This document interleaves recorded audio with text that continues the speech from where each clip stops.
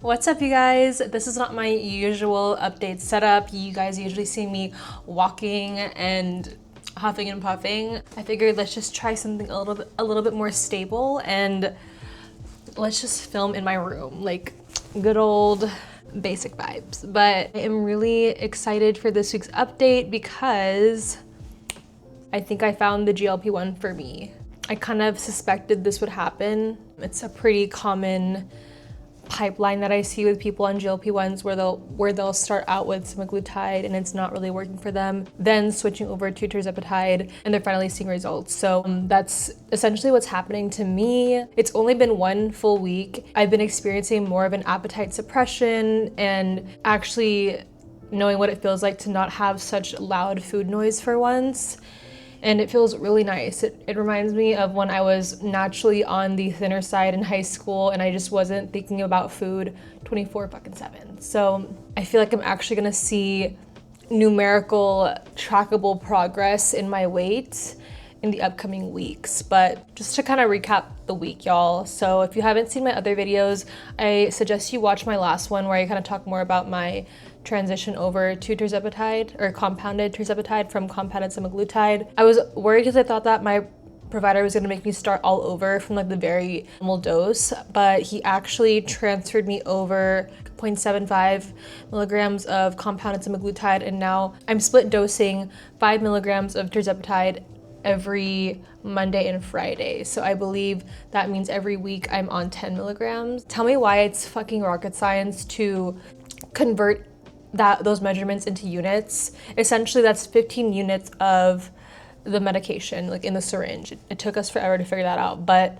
I am injecting 15 units every Monday and Friday, and today's my shot day, so I'm very happy about that. We're gonna stay on that recommended dose. Typically, a general rule of thumb is they want you to titrate every 4 weeks, but I am leaning more so on my intuition and the feedback and just learning through people online that if I feel like I'm still able to combat my food noise and I don't have crazy side effects and I see the weight going down, then I can just maintain the dose and I don't have to titrate up until I feel like either I'm stalling or I'm not seeing significant change, or I hear the food noise coming back, or I feel the food noise coming back. Because the last thing I want is to be super dependent on a high dose, because my goal at the end of the day is to get off this completely. I don't know how long that's gonna take, but I really wanna listen to my body at the end of the day, regardless of what my provider or whatever doctors say. That's just the biggest lesson that I've learned with my Adderall journey, because I feel like at the end of the day, I'm gonna know what's best for my body after trialing, the medications. But yeah, that first initial weekend of the tirzepatide, I didn't have the best intro week because I had gotten invited to a wedding, and this is like the worst thing you could do, but I was drinking on the medication, which in turn, it just backfired because, for one, I don't know if this is a thing, but I didn't feel a bit tipsy. I'm not sure if this medication cancels out the effects of alcohol, but there's really no point in drinking when you're on these medications because it just goes against what you're trying to do, and you're probably not gonna feel drunk or anything. At least I didn't.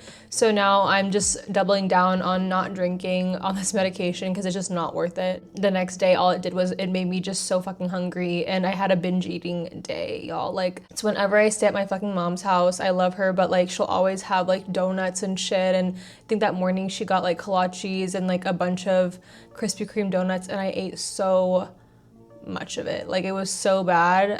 I literally had just like a binging day, and like even in the moment I knew what I was doing, but I just couldn't stop. Like, I didn't have the discipline in that moment to stop because I was restricting myself on having sweets and donuts for so long. And I'm not shameful of it. I'm just like stating here for documenting purposes, but I felt like shit. Like, I felt super bloated, and it just felt like my progress was just out the window, but I know that's not the case. I had to just forgive myself in that moment for making that choice and knowing that I could decide who I want to be at any given moment.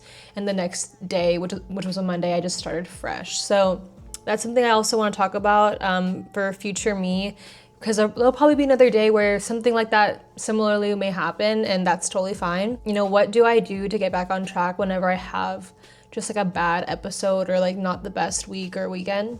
And that is just going back to basics. You know, if like, you know, you eat bad, you know, one day and the next day you have like a heavy leg day planned or whatever, if you can't do that, that's fine. Just go back to basics, track your food for the day, just try to stay within your deficit, drink your water, and just get steps. If you can't get 10K steps, just fucking take a walk. Just do what you can and just be kind to yourself and know that, you know, this is like more of a recovery day until we get back into the momentum of what we had prior, and it's gonna be okay. You're not starting completely from zero again. You just had a moment of weakness and we just pick up where we left off before that episode. So that's like a big thing this week that I had to remind myself of. I was also like recovering from an injury. I think I had pulled like my back or my neck or something like that. So it just didn't feel right to lift heavy this week. So I just focused on walking, and it's a lot easier said than done, at least for me,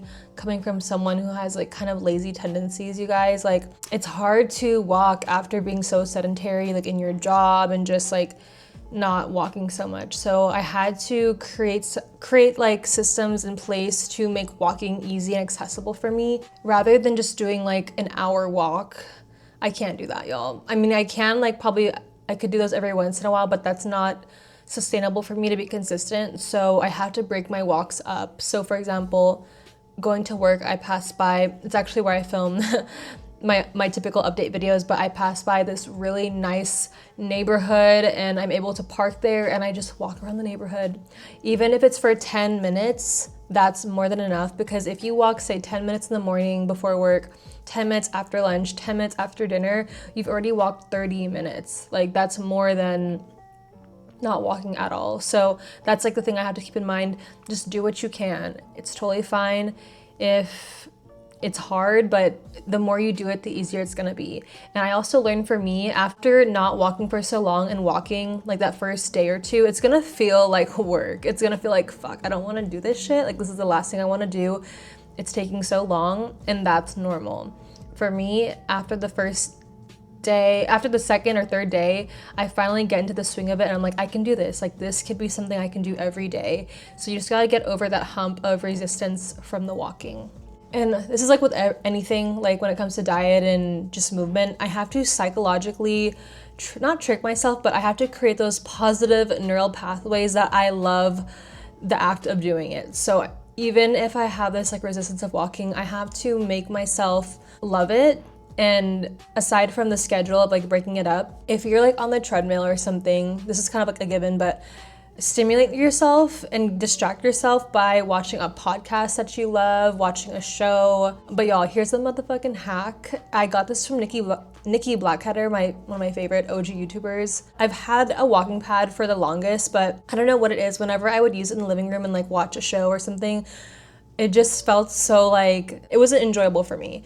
But I finally used it for the purpose that it's given, and I put it under my desk. And I've been playing Sims while walking. And you guys, I think something about just like being distracted and using your hands and walking, it just takes the focus off of the walking.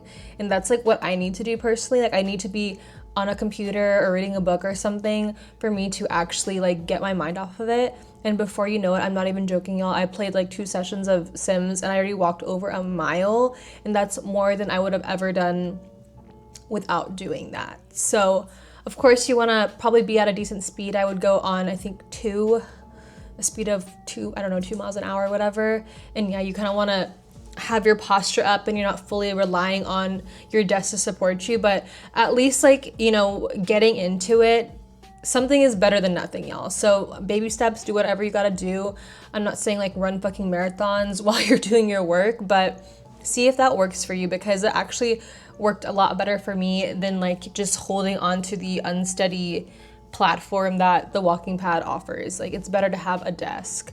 Or for me, if I really want to walk indoors, I will go to my local gym or apartment gym and use a real treadmill, because it just seems easier for me to use that for whatever reason. Or walk outside. Whatever you need to do to have the most pleasant walk, do that. Like, don't make yourself walk in like 100-degree heat if you don't want to. Just like wait until it's evening, until it cools down in the evening, or wait until your show comes on, or something that will allow you to have a pleasant experience, so you create those positive associations with walking. These are the things related to eating that have been working for me. I was like, okay, now that my hunger is being suppressed, I'm gonna double down, and I'm also gonna intermittent fast for 16 hours, and I won't eat until lunch. That has honestly backfired for me, because every time I would do that, you guys, yes, I wouldn't eat for like 16 hours, but like by the time lunch would come around, even on the medication, I would be craving like fucking cake, sugar, just heavy carbs, because I've been like kind of starving myself low key, or I've been suppressing my appetite. Whereas whenever I would just come to work and drink my, Orgain chocolate protein shake around like 8:30 or 9, I would have 30 grams of protein already in the morning, and by the time lunch rolls around, I'm not starving, and I could just eat my fucking salad and not have additional food noise. So I learned, for me, I could still implement intermittent fasting, but it's actually the opposite. So I can break my fast a little earlier, but start fasting a little sooner. So that's another big thing. Whenever I come home from work around 4 p.m., I don't know what it is, but I'm starving. I think it's because like my lunch is really like lower calorie and like lower carb. So by the time I come home, I could just eat everything. What I used to do is I would come home, have a snack, go to the gym or whatever, and like come home and eat again. But whenever I would like take a break between eating, I don't know, I think my body is telling me that like around the time 4 to 7 p.m., that is when my body just is craving protein and needs to eat and then be done with it for the day. So now I will come home and I'll have like a big meal. So it's kind of like my snack and dinner. It's essentially my dinner, but it's like the rest of the calories that I would eat for the day. And then I eat just once, and then I'm done for the rest of the day. So if that means I have a huge huge fucking meal, and I eat the rest of my calories for the day, and I'm done eating by like 5:45 or 6, that's what it's gonna be. Because whenever I stop and then I eat again later, it's like once I start eating, I can't stop. It's like really bad. But it's just more efficient for me to just eat everything in that one sitting, and then start my fast early so that I could be in a fasted state earlier, if that makes sense. And then if I come back after my workout, I'm still hungry, I have the option to, make some green tea, drink electrolytes, or my new favorite, bone broth. I always heard about bone broth, but I think I didn't find the right one until recently. And it's not that expensive kettle broth. It's the Swanson brand. It's like $2 or $3, and I love the chicken bone broth. It's such a simple flavor, but it actually curbs my appetite to where I can make it through the night and sleep. And that's a big reason why I was resistant to starting my fast earlier, is because I had this idea, or I felt like every time that I would just kind of not have dinner super late, I couldn't sleep. And that's like something that I've battled with the longest, which it's actually been really good. Like, I haven't had any issues sleeping on the medication. If anything, I've been sleeping better on the medication, which is a blessing, because y'all, like, I have a whole history with insomnia. But whenever I would have sleepless nights, it was because I was hungry. So now that I'm focusing more on protein, it doesn't really matter so much the time. As long as I have enough protein at the end of the day, I should be able to sleep. But if I really can't sleep, I will just down a protein shake, and it 9 times out of 10 helps. And then for extra security, so that I can wake up for work, I will just take a 5 milligram melatonin gummy, and that typically just knocks me out so that I can wake up and then be good for the next day. That's something I'm still working on, and that is actually a goal that I have for this coming week, is to really solidify that routine of starting my fast earlier and just ending dinner around 5:45. because that's not something I've done consistently just yet, but that is my goal, because I know that whenever you go to sleep, even just a little, I don't want to use the word hungry, but if you don't go to sleep with like a full ass stomach, your body actually has time to rest and repair itself. And I did see something on TikTok from like a neurologist saying that if you don't eat 4 hours before you sleep, that actually allows your brain and your body to clear out the new cells and just to prevent Alzheimer's and dementia and things like that. So I'm all for that, and I want that to be a routine because it just simplifies your lifestyle if you just eat twice a day. Like, of course, that's probably not gonna happen every day, but for me, if I can make that a habit of just like on the regular, just have my meals, 2 meals a day, that saves me so much time and it's just more efficient. A habit that I'm breaking, and honestly, the medication has helped me a lot with this, but snacking in between meals. I would do this thing where I would be so good and I would track all my calories, but I would sneakily just go into the pantry and grab like a handful of like chocolate chips, or I'm still kind of doing this now, I'm gonna lie, but I tracked it this time, a handful of like mini vanilla wafers. And the bad thing is, before I would not track that because I'd be like, oh my god, just like a handful of chocolate chips, I could eat this and it's fine. But honestly, like doing that every day, that's what was keeping me at maintenance, because it adds up. Like, unfortunately, the math has to math like perfectly for you to actually lose weight, especially when you're petite, because you don't have as much of like an allowance. I just had to accept that reality. I just no longer snack like that anymore. And if I do, I track it so that the numbers make sense to me and I can see, okay, you know, I'm still at my maintenance, or like I'm in a deficit, I have to work out more, whatever I gotta do. But the mantra that I found from this girl on TikTok, I know it's always TikTok, but I just say this whenever I'm tempted to do something that I know I'm not supposed to do, is if not now, when? Like, if you're not gonna stop snacking now, when the fuck are you gonna stop? If you're not gonna stop cheating on your diet, when are you gonna stop? Because I always have that mentality of like, oh yeah, like I will start again next week or whatever, and that just wasn't serving me, because I've perpetually been in the same place for the past 5 years while I've intentionally been wanting to lose weight, and it's just, I'm done with that. And if it's like super hard, it's okay, give yourself grace, make as many, you know, mistakes as you need to until you just get fed up with not getting anywhere like me. So I want to leave you guys with this, because this is the biggest lesson that I've learned this past week, and I did get this from someone on YouTube again, Paola Camila. And this is one of her tips in regards to how to actually be consistent. And that is to focus on fewer things to be consistent on versus a million things. I could be very much like an all or nothing person. So it's like when I'm, you know, in a caloric deficit, at the same time, I'm like, okay, but I also want to grow my TikTok and I want to grow my YouTube and I want to, you know, find a separate form of income. And it's like, all those things are great, but when it comes down to the daily, you're just gonna burn yourself out, and then you're not gonna be consistent with anything. Rather than trying to build Rome in a day, I am just gonna focus on my health. If I don't get a YouTube video up, it is what it is, because my main focus and priority is my health and staying in a deficit. I've been taking dance classes and it's been super fun, but I haven't been consistent with it, and guess what? That's fine. Like, if I'm not, like this past week, I was injured, so I wasn't consistent with, you know, lifting or progressive overload. And you know what? Like, I don't give a fuck about that.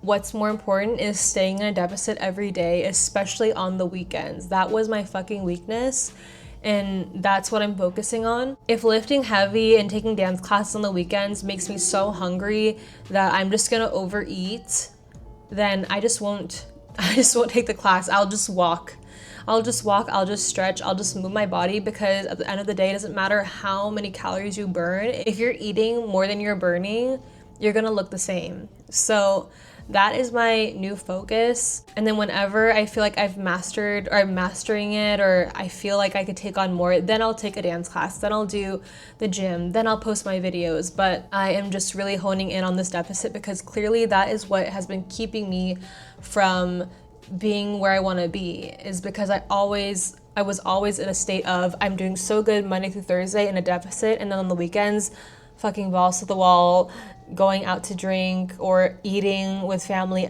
breakfast, lunch, and dinner. So it all just like balanced out, and I was forever in a state of maintenance. And that's just not working for me anymore, and I'm sick of it. So what I did to prepare for that this week is I went to Costco. I got all my protein options that I'm gonna eat for the weekend, and I have it ready to go, easily ready to meal prep. And if I'm gonna eat out, you guys, like, I am either gonna order what I'm gonna eat, get a to-go box immediately, put half of my food in a to-go box, and save that shit for another day. Like, eating out for me, it's great, it's fun, but again, when you're petite, the calories add up. The calories add up. It doesn't matter if you took a fucking solid core class in the morning and you sweated your ass off. You'll eat like a triple dipper from Chili's and that class is long gone. You have to be on top of your shit. And I'm talking to myself. You know, I have to like do all that, but at the same time have grace that, you know, I'm seeing my family and spending time with friends. So, you know, it's just finding the balance of all that. But at the end of the day, I need to put myself first. I need to put me first. And I gotta do the hard things, because if you wanna look extraordinary, you cannot be doing basic ass shit. You have to be doing extraordinary things. That's just where we're at. And honestly, the medication has been helping me get there. It's been quieting the food noise. It's been quieting the distractions, honestly. And it's just given me that buffer of time for me to just assess what the fuck I'm gonna eat without just like being so ravenously hungry and just eating everything in sight. So I'm so thankful for it. And honestly, before I used to say shit like, you know, if you're on a GLP-1, it's cheating. It's not cheating, because you still have to put the work in. You really do. And you're still hungry. Like for me, I'm allowing myself to still be hungry because I need to be able to have an appetite big enough to eat my daily protein intake. Because if not, I'm gonna lose muscle. And that's another thing, you guys. I just did the InBody today, and good things in the sense of I have lost about 7 pounds in the past 3 months, but all of that was muscle, and that's fine, because honestly that's expected.